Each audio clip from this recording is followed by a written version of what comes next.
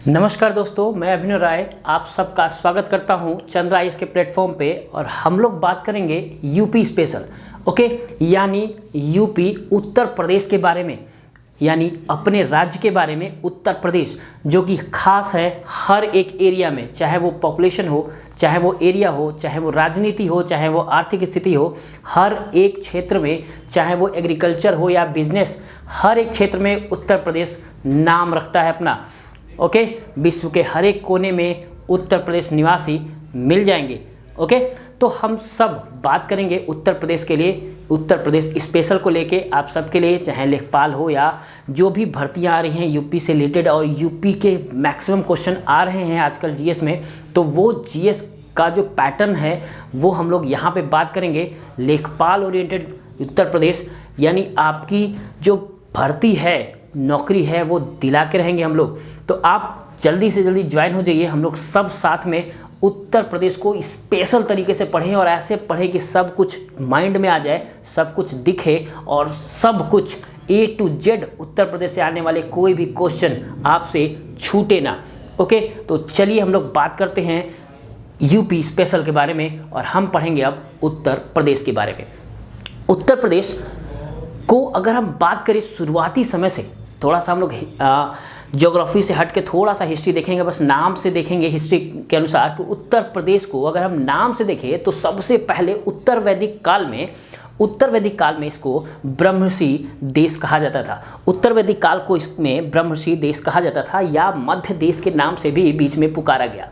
यानी उत्तर वैदिक काल में हम इसे ब्रह्मर्षि देश या मध्य देश के नाम से पुकारते थे। उसके बाद धीरे धीरे जब सामने बहुत सारे लोग आना शुरू हुए, राजा महाराजा आने शुरू हुए, मध्य जो मुस्लिम एरिया है वो जो आना शुरू हुए, तब इसको हम अवध के नाम से पुकारने लगे। ठीक है, अवध के नाम से जब मुस्लिम एरिया और मुस्लिम अंग्रेज जब सामने आने लगे तो इसको हम अवध के नाम से पुकारने लगे। बाद में अवध और आगरा का संयुक्त प्रदेश नाम से पुकारने लगे। हम इसको अवध आगरा का संयुक्त प्रदेश या संयुक्त प्रांत कहने लगे जब अंग्रेज आए। उसके बाद 1935 से इसको एक अलग नाम दे दिया गया। कब से दिया गया? 1935 से इसे संयुक्त प्रांत कह के संबोधित किया गया। क्या कहा गया? संयुक्त प्रांत कह के संबोधित किया गया। याद रखिएगा, 1935 में इसे संयुक्त प्रांत कह के संबोधित किया गया। ओके, और लास्ट में 1950 में जाके देश आज़ाद होने के बाद इसका नाम उत्तर प्रदेश पड़ा। याद रखिएगा, कब पड़ा? 1950 में जाके अपने राज्य का नाम उत्तर प्रदेश दिया गया। ठीक, यानी ये था थोड़ा सा हम लोग इतिहास पढ़े कि इसको कैसे आया। यानी ब्रह्मर्षि देश से फिर मध्य देश से अवध, फिर अवध से अवध और आगरा का प्रांत, फिर उन दोनों को मिला के संयुक्त प्रांत, और संयुक्त प्रांत के बाद देश आज़ाद होने के बाद इसको एक नाम दिया गया, वो था उत्तर प्रदेश। ओके, यहाँ तक था थोड़ा सा जानकारी हम लोग पढ़ रहे थे। अब देखते हैं हम लोग स्पेशली भौगोलिक परिदृश्य कि जो हमें ज्योग्राफी पढ़ना है, और हर एक चीज़ के बारे में विस्तार से पढ़ना है हमें, इसके बारे में कि क्या, कैसे, किस तरीके से होगा। ठीक है, तो हम लोग देखते हैं अपने उत्तर प्रदेश को थोड़ा सा गहराई से। ओके,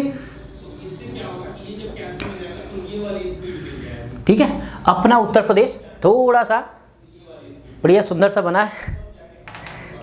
ठीक है, चलिए अब देखते हैं हम लोग, अगर इसका हम लैटिट्यूड और लॉन्गिट्यूड देखें, अक्षांश रेखा और देशांतर रेखाएं देखें। अगर अक्षांश रेखा देखें, अक्षांश रेखा अगर हम अपने उत्तर प्रदेश का देखें तो कहाँ से कहाँ तक जाता है।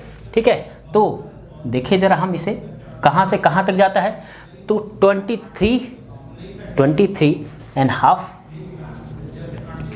डिग्री 5 मिनट नॉर्थ से, 23.5 मिनट नॉर्थ से। ठीक है, नॉर्थ से कहाँ तक जाता है ये?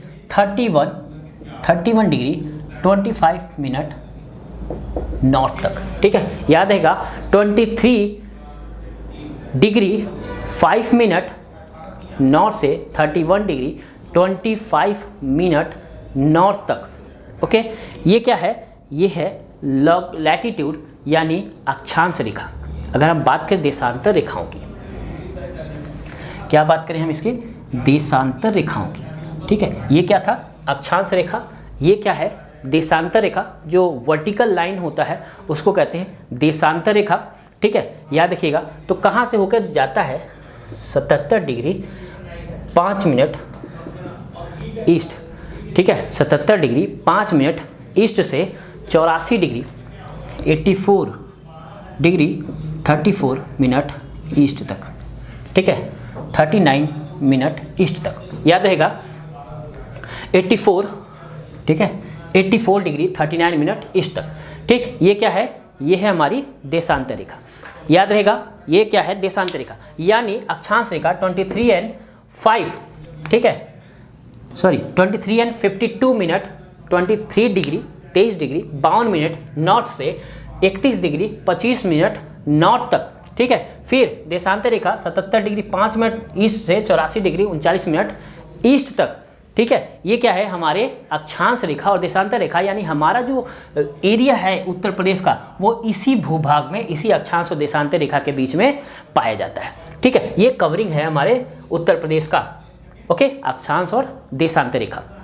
इतना समझ में आया। अगर हम बात करें इसकी लंबाई की, इसकी लंबाई या पूरब पश्चिम चौड़ाई, ठीक है, या तो हम पूरब पश्चिम लंबाई कह दें, पूरब पश्चिम चौड़ाई कह दें, या पूरब पश्चिम एरिया कह दें, तो कितना कवर करता है, कितना किलोमीटर है, तो ये है 640 किलोमीटर।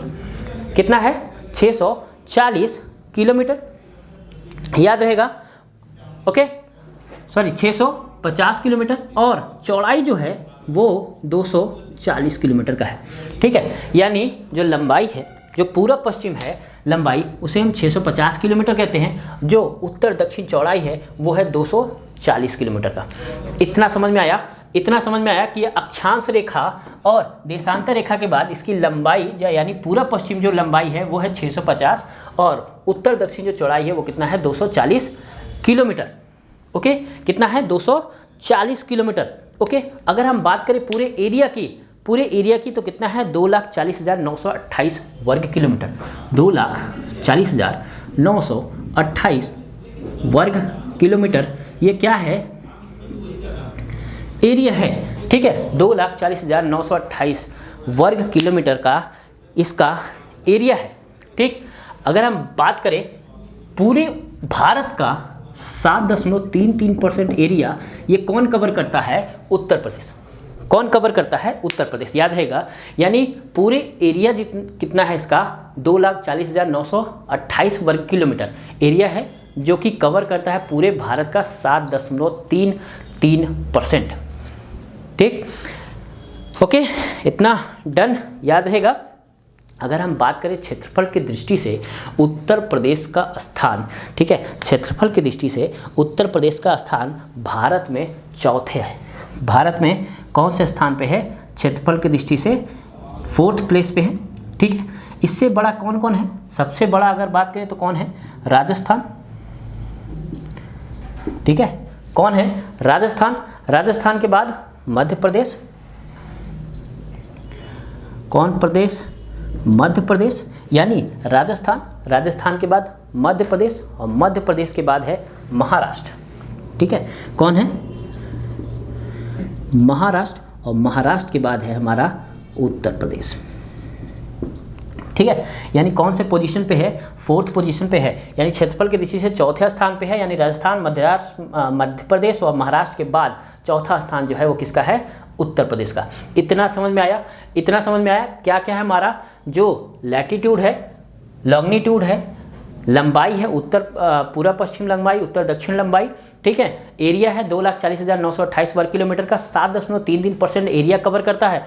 चौथे स्थान पे एरिया में राजस्थान, मध्य प्रदेश, महाराष्ट्र के बाद उत्तर प्रदेश का स्थान है, ठीक। पॉपुलेशन में बात करें, अगर किस में बात करें, पॉपुलेशन में, तो नंबर 1 प्लेस पे है, ठीक है। किस में, पॉपुलेशन में ये नंबर 1 स्थान पे है, फर्स्ट स्थान पे है, ठीक है, पहले स्थान पे है। और बात करें चीन, भारत, अमेरिका और इंडोनेशिया के बाद अगर किसी का नंबर है तो वो उत्तर प्रदेश का मायने रखता है एक राज्य के लिए। देशों के साथ तुलना करना, ठीक है, यानी सबसे बड़ा जो है वो चीन पॉपुलेशन की दृष्टि से, फिर इंडिया है ना, चीन के बाद दूसरा स्थान इंडिया, ठीक है, इंडिया के बाद तीसरा स्थान किसका है, अमेरिका, ठीक है, किसका है, अमेरिका, अमेरिका के बाद इंडोनेशिया, ठीक है, इंडोनेशिया, और उसके बाद कोई एक राज्य उत्तर प्रदेश, ठीक है, यानी उत्तर प्रदेश विश्व में भी पॉपुलेशन में मायने रखता है, ठीक है। चाइना, इंडिया, अमेरिका, इंडोनेशिया के बाद अगर हम बात करें तो यूपी का पॉपुलेशन बहुत ही मैक्सिमम है, ठीक। 2011 के अनुसार अगर हम बात करें तो 19 करोड़ 95 लाख की जनसंख्या थी 2011 में। कितना है, 19 करोड़ 95 लाख की जनसंख्या कब थी इसकी 2011 में, है ना, यानी 19.8 करोड़ की जनसंख्या थी।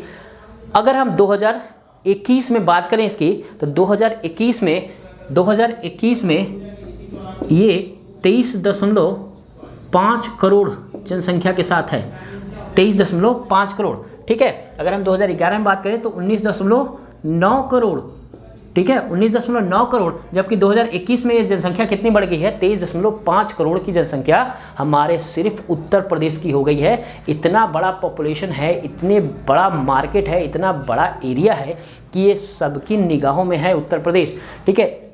चाहे वो लोकसभा चुनाव हो या राज्यसभा चुनाव हो या विधानसभा चुनाव हो, उत्तर प्रदेश हर जगह हावी है, ठीक।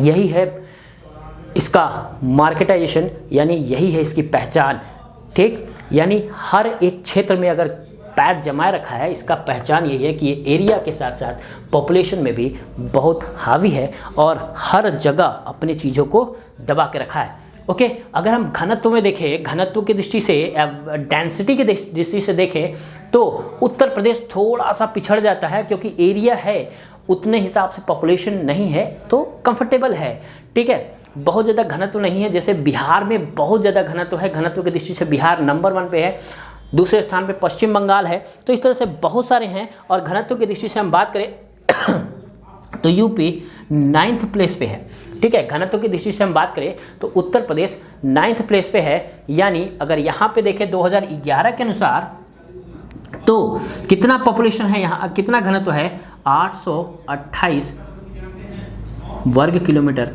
पॉपुलेशन एरिया में, 828, यानी 1 किलोमीटर एरिया में 828 पीपल हैं, ओके, यानी 828 ही लोग हैं मात्र। तो ये घनत्व की दृष्टि से बहुत ही बेटर है कंडीशन में, यानी बहुत ज़्यादा भीड़ भाड़ भी नहीं है और बहुत कम भी नहीं है, बहुत एरिया है और उसी के अकॉर्डिंग काम भी हो रहा है।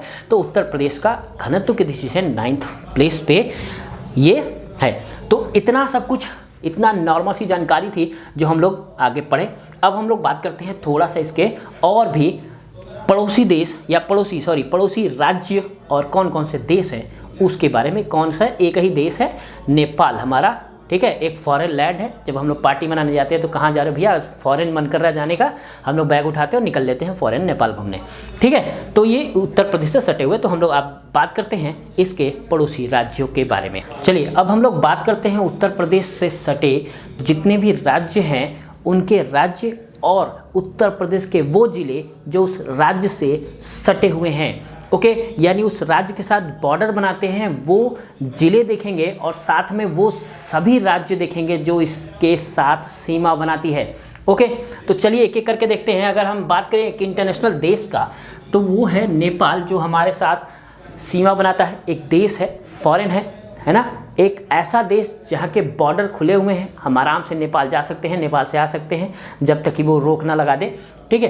तो आराम से नेपाल एक देश है। उसके बाद हम बात करें दूसरे राज्य की तो बिहार है, झारखंड, छत्तीसगढ़, मध्य प्रदेश, राजस्थान, दिल्ली, हरियाणा, हिमाचल प्रदेश, उत्तराखंड, यानी इतने सभी राज्यों के साथ हम सीमा बनाते हैं, ठीक है, ठीक।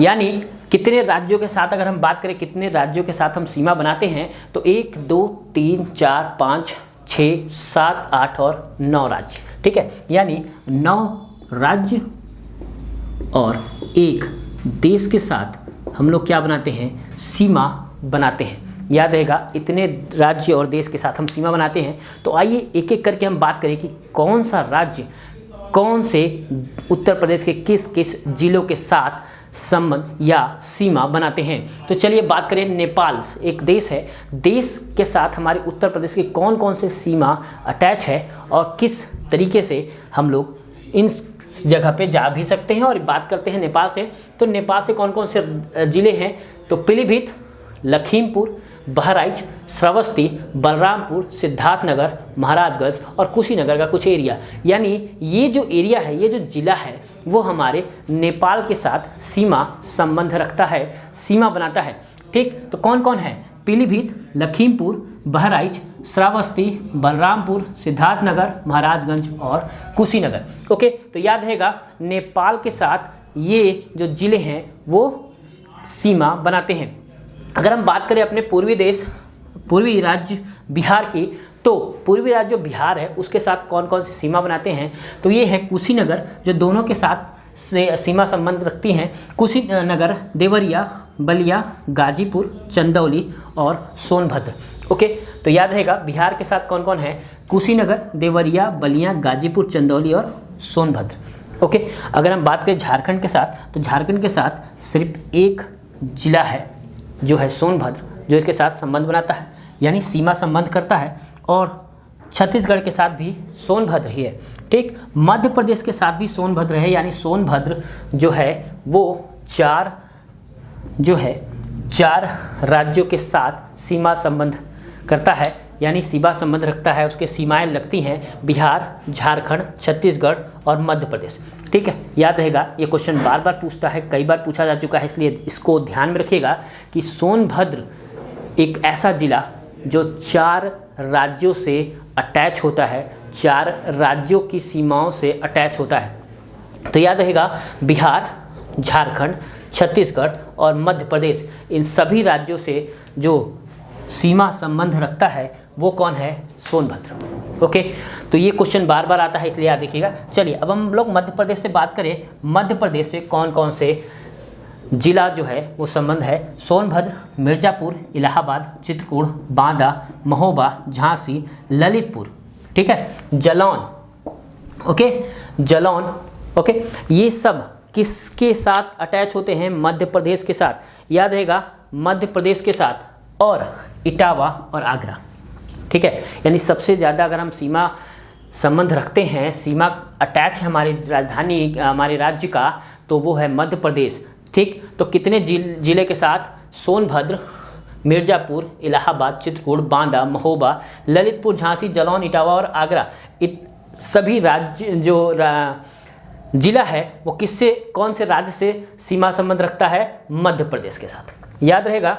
ओके, ललितपुर ऐसा जिला है जो हर तरफ से मध्य प्रदेश से घिरा हुआ है।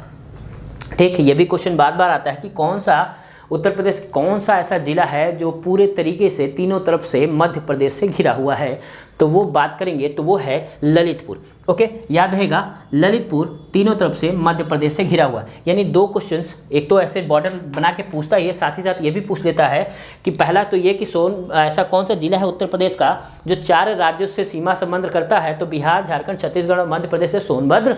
और दूसरा क्वेश्चन ये पूछता है कि ऐसा कौन सा जिला है जो मध्य प्रदेश के साथ तीनों तरफ से घिरा हुआ है, तो है ललितपुर। ठीक है, मध्य प्रदेश का पश्चिमी का सबसे आखिरी जो जिला है वो कौन सा है उत्तर प्रदेश का, तो वो है आगरा। ओके, याद रहेगा इतना। सबसे ज़्यादा जो सीमा बनाता है, सीमा जो उत्तर प्रदेश की सीमा जो सबसे ज़्यादा किस राज्य के साथ अटैच है, तो वो है मध्य प्रदेश। ठीक है, इतना समझ में आया।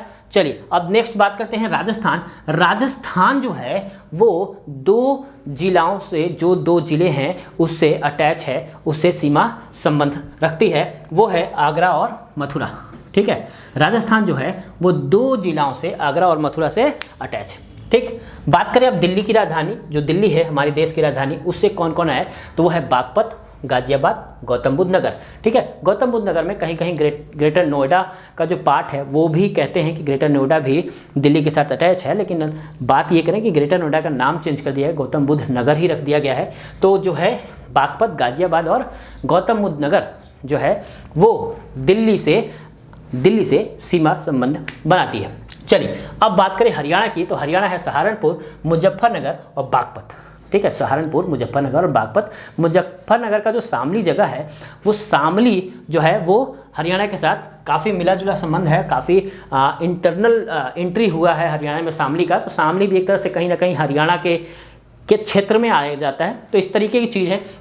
तो हरियाणा से सहारनपुर, मुजफ्फरनगर और बागपत है। हिमाचल प्रदेश से एक ही जिला है, वो है सहारनपुर। ठीक है, सहारनपुर याद रखिएगा, सहारनपुर भी 3 राज्यों से अटैच है। ठीक है, सहारनपुर 3 जो राज्य हैं उससे सटे हुए हैं, उससे सीमा संबंध करता है। यानी सहारनपुर पश्चिम से हरियाणा के साथ, उत्तर से हिमाचल प्रदेश के साथ और पूर्व से उत्तराखंड के साथ सीमा संबंध रखता है। याद रहेगा, सहारनपुर 3, यानी सोनभद्र अगर 4 कर रहा है तो सहारनपुर 3 राज्यों के साथ सीमा बनाता है। चलिए जो उत्तराखंड है उसकी बात करें। उत्तराखंड जो हमारे अपने ही राज्य से कट के 2000 में बनाया गया था, 2000 में वो उत्तराखंड बना है। ठीक, अब उसका कौन कौन से जिले के साथ संबंध है, तो है सहारनपुर, मुजफ्फरनगर, बिजनौर, मुरादाबाद, रामपुर, बरेली और पीलीभीत। ओके, पीलीभीत का कुछ पार्ट उत्तराखंड में भी आता है। ठीक, तो सहारनपुर, मुजफ्फरनगर, बिजनौर, मुरादाबाद, रामपुर, बरेली और पीलीभीत ये उत्तराखंड से हमारे साथ सीमा संबंध बनाते हैं, यानी सीमा का जो समांकन है वो होता है। तो हम लोग ने अभी देखा कुछ उत्तर प्रदेश के भौगोलिक परिदृश्य और साथ ही देखा वो अपने सटे हुए जितने भी राज्य और एक देश नेपाल के बारे में, और कौन कौन से ऐसे जिले हैं जो इन सब के साथ सीमा संबंध बनाते हैं उनके बारे में हम लोग देखा। तो इसको बड़ा माइन्यूट सा आप लोग याद रखने की कोशिश करिएगा, फिगर दिमाग में रखने की कोशिश करिएगा। जितना अच्छा दिमाग में आप रख सकते हो मैप को आप रखें, ताकि चीज़ें याद रहे। ठीक है, याद रहे। और अगर मैप आपके दिमाग में है तो मैक्सिमम क्वेश्चन आप आराम से करते चले जाएंगे। अभी हम लोग भौगोलिक परिदृश्य देखेंगे, बाकी सब चीज़ें देखेंगे, तो धीरे धीरे ये सब चीज़ें आपको याद हो जाएंगी कि कौन कहाँ कहाँ है, कौन किस जगह पे है, कैसे है। तो जैसे जैसे हम लोग क्लास बढ़ेगा ये पूरा उत्तर प्रदेश आपके दिमाग में आ जाएगा। ऐसा इमेजिनेशन हमें पैदा करना है आपके अंदर। ओके, ताकि आपको उत्तर प्रदेश खोजने ना जाना पड़े, उत्तर प्रदेश का मैप देखने ना जाना पड़े, उत्तर प्रदेश के क्वेश्चंस को याद या रटने की कोशिश ना करना पड़े, बल्कि एक बार पढ़ते ही इमेज तुरंत फॉर्म हो जाए कि ये कहाँ है, किस तरीके से है, कहाँ पे कौन मिनरल्स पाया जा सकता है, कहाँ पे कौन खेती की जा सकती है। ये सब चीज़ें धीरे धीरे आपके दिमाग में आ जाएगा। बस आपको एक ही काम करना है, लगे रहना है साथ में, ताकि हर एक चीज़ स्टेप बाय स्टेप हम लोग कवर करते चलेंगे। ठीक, तो आज के लिए इतना ही। कैसा लगा कमेंट करके ज़रूर बताइएगा, और जल्दी से आज ये सब लोग कि मिलजुल के यूपी को एक स्पेशल यूपी बना दे और यूपी से एक भी क्वेश्चन ना छूटे। ओके, तो आज के लिए इतना ही। धन्यवाद।